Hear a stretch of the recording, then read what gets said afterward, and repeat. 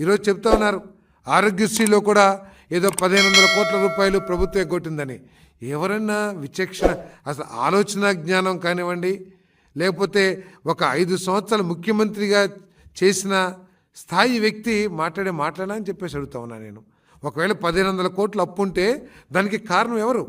మీరు చేసిన దుష్పరిపాలన 5 సంవత్సరాల ఫలితం కాదా అని చెప్పేసి అడుగుతా ఉన్నా నేను. 45 రోజుల్లో చెల్లించాల్సిన పేమెంట్ని మీరు చెల్లించకపోవటం మూలంగా ఎన్నిసార్లు హాస్పిటల్స్ యాజమాన్యాలు స్ట్రైక్ ప్రకటించి, లేకపోతే మన కోఆపరేషన్ విత్డ్రా చేసుకుని మేము వైద్య సేవలు అందించము, మీరు పేషెంట్స్ డబ్బులు కడితేనే మేము వైద్యం చేస్తామని చెప్పేసి ఎంతమంది పేదలు ఇబ్బంది పడ్డారో తెలుసా అని చెప్పేసి నేను జగన్మోహన్ రెడ్డి గారిని ప్రశ్నిస్తా ఉన్నాను నేను. మీరు చేసిన ఆర్థిక అవకతవకల మూలంగా, ఈ రాష్ట్రాన్ని ఆర్థికంగా కుదేలు చేయటం మూలంగా మీరు లక్షల కోట్ల రూపాయలు కాంట్రాక్టర్లకు కానివ్వండి, హాస్పిటల్కి కానివ్వండి, ఆఖరికి భోజనాలు సప్లై చేసిన వాళ్ళకు కూడా మీరు బిల్లులు ఇవ్వలేని దుస్థితిలో ఈ రాష్ట్రాన్ని ముంచిన విషయం వాస్తవం కాదా అని చెప్పేసి అడుగుతా ఉన్నా నేను.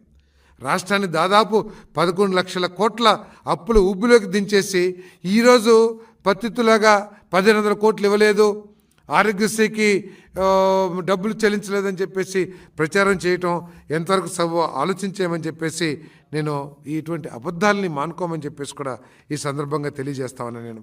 టీడీపీ, తెలుగుదేశం పార్టీ, చంద్రబాబు నాయుడు గారు, పవన్ కళ్యాణ్ గారు, మోడీ గారు ఈ రాష్ట్రంలో ఆరోగ్య పరిస్థితులు మెరుగుపరచడానికి కట్టుబడి ఉన్నామని చెప్పేసి మనం చేస్తామన్నాను. మరి గతంలో కూడా బీపీఎల్ దిగువనున్న 1,20,00,000 మందికి ఈ పథకాన్ని వర్తింపజేసి 4 ఏళ్లలోనే 5,330 కోట్ల రూపాయలు 12 లక్షల మంది రోగులకి చెల్లించిన ఘనత ఈ తెలుగుదేశం పార్టీ ప్రభుత్వం నుంచి కూడా నేను మనవి చేస్తాను.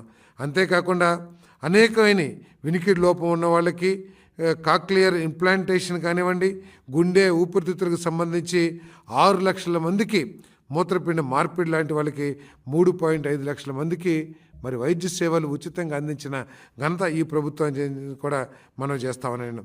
అంతేకాకుండా క్లెయిమ్ అందంగానే, అంటే వైద్యం చేయగానే హాస్పిటల్స్ పంపించే క్లెయిమ్స్ ఏదైతే ఉంటాయో 70% క్లెయిమ్స్ని వెంటనే చెల్లించిన ఘనత గత చరిత్ర తెలుగుదేశం పార్టీది, చంద్రబాబు నాయుడు గారిది అని చెప్పేసి కూడా ఈ సందర్భంగా నేను తెలియజేస్తామని నేను.